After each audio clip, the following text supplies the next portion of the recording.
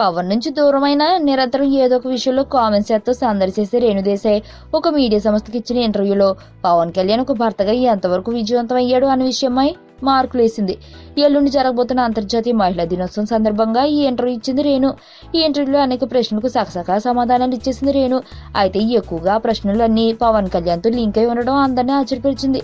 తనకు ఎంతో ఇష్టమైన ప్రదేశం మిలాన్ అని చెప్పిన రేణుదేశాయ్ బాలు సినిమా షూటింగ్ సందర్భంగా అక్కడ ఎన్నో ప్రదేశాలను పవన్ కళ్యాణ్ తో కలిసి చూసినట్లు చెప్పింది. ఇక తన వ్యక్తిగతం గురించి మాట్లాడుతూ తాను త్వరగా నిర్ణయాలు తీసుకుంటానని, తన జీవితంలో పెళ్లి చేసుకోవడం అతి తొందరపాటు నిర్ణయంగా చెబుతూ కామెంట్ చేసింది రేణుదేశాయ్. ఒక భర్తగా పవన్ కు 4-5 మార్కులే వేస్తానని, అతి తండ్రిగా మాత్రం 10కి 100 మార్కులు, ఫిల్మ్ యాక్టర్ గా 10కి 10, పొలిటీషియన్ గా 10కి 10 మార్కులు వేస్తానని చెబుతూ రేణుదేశాయ్ పవన్ కు వేసిన మార్కులు అందరినీ ఆశ్చర్యపరిచాయి. ఇదే సందర్భంలో తన పిల్లల గురించి మాట్లాడుతూ తన కొడుకు అకిరాతో పవన్ సినిమాలో ఏదో ఒక దాన్ని రిమిక్స్ చేయాల్సి వస్తే ఖుషి మూవీని రిమిక్స్ చేస్తానంటూ తన మనసులో ఆలోచనలు బయటపెట్టేసింది.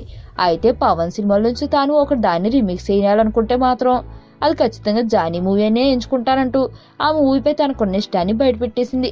రేణుదేశాయ్ ఈ విధంగా పవన్ కు మార్కులు వేస్తుంటే అందరికీ షాక్ ఇస్తూ ఈసారి విదేశాల్లో జరుగుతున్న కాటమరాయుడు పాటల చిత్రీకరణకు తన పద్ధతికి భిన్నంగా పవన్ తన భార్య అన్నాను, అదేవిధంగా తన కూతురును తీసుకుని ఇట్లా వెళ్తున్నట్లు వార్తలు వస్తున్నాయి.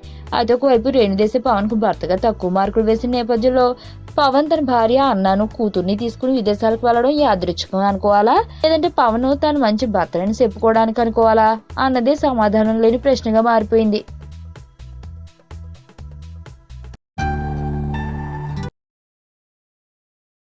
సుబ్బు, నీకు తెలుసా నాకు ఎర్లీ మార్నింగ్ ఒక కల వచ్చింది. ఏమని?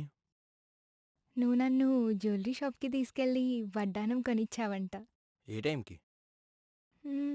గుర్తులేదు సుబ్బు, 5కి అనుకుంటా. అదే మరి 5:05కి మీ బాబు వచ్చి బిల్లు కట్టినట్టు నాకు కాల్ వచ్చింది.